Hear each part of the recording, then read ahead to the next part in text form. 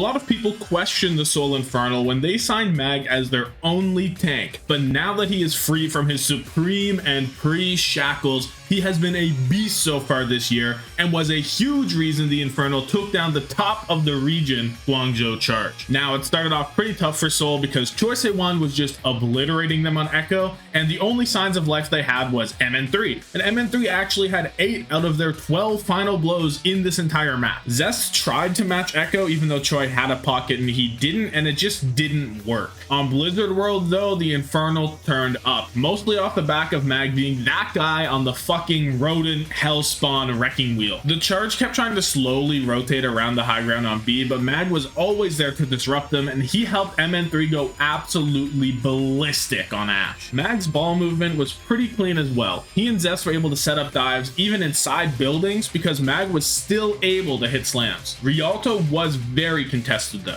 On one hand, MN3 sent Jimmy to the Guangdong Tigers, but Choi was finding a lot more value than Zest on Tracer. Choi was doing it all. He was hunting down Mag, making him take ages to set up, and then once Mag did actually join the fight, Choi was just ripping the backline. This map came down to the choke on third, where both teams would switch up compositions, having Piggy go over to Zarya and the Infernal going over to Ramatra Mei. Zest really did not get much done on Mei, and he actually got picked off first by Choi on the flank and did not hit any walls to isolate Piggy, so the Infernal could not break through. Esperanzo though, that shit was another story. The Infernal were up by 100 meters 3.5 minutes in, and they straight up completed the map with 3.5 minutes left on the board. Mag was going completely unchecked all map and hit massive slams that Zest could easily follow up on. The charge just did not know how to play into the ball whatsoever. Jimmy must be allergic to playing Sombra, just hold right click on him, at least force a swap, that's all I'm asking for. And Piggy's solution was to go to Zarya, which is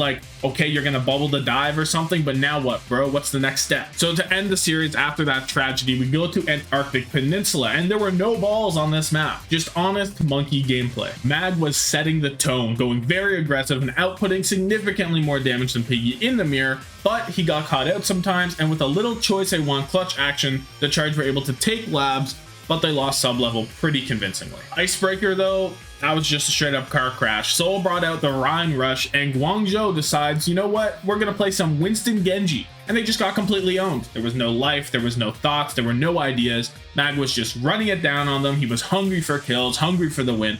And just like that, the top of APAC is highly contested. Anyway, Mag is no longer shackled by his Washington Demons and is playing damn good Overwatch, while the Charge need to figure out how to beat Ball, or teams will exploit this in bracket. Be sure to let me know your thoughts in the comments down below as always, and if you like this video, subscribe for more Overwatch League content. Have yourself a good one.